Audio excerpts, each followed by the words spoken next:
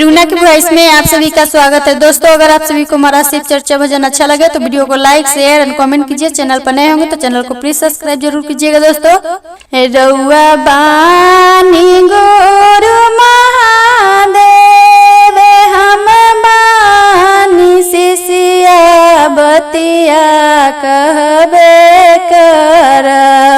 रउआ बानी गुरु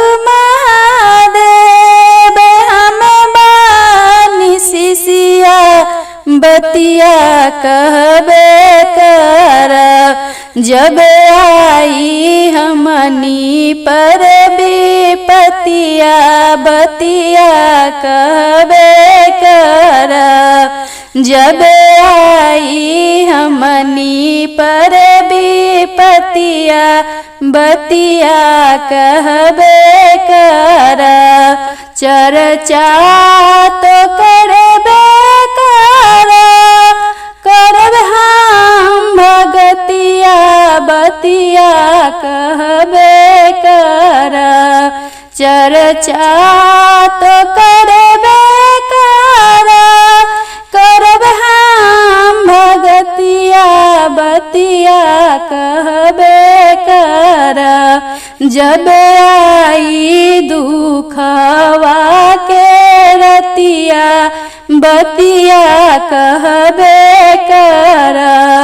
जब आई दुखवा के रतिया बतिया कहबे कर।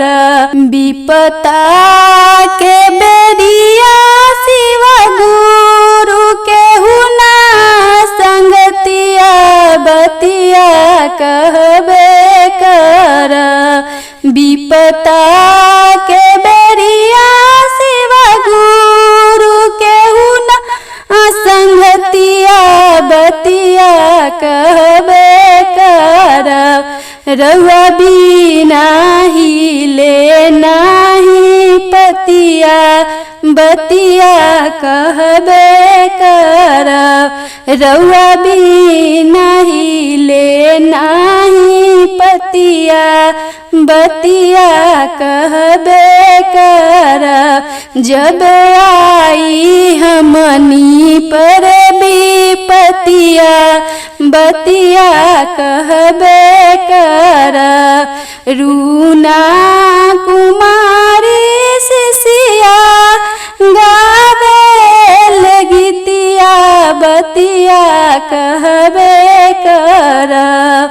रूना कुमारी शिष्या गावे लगतिया बतिया कहबे कर। देखले ना गुरु के सूरतिया बतिया कहबे कर।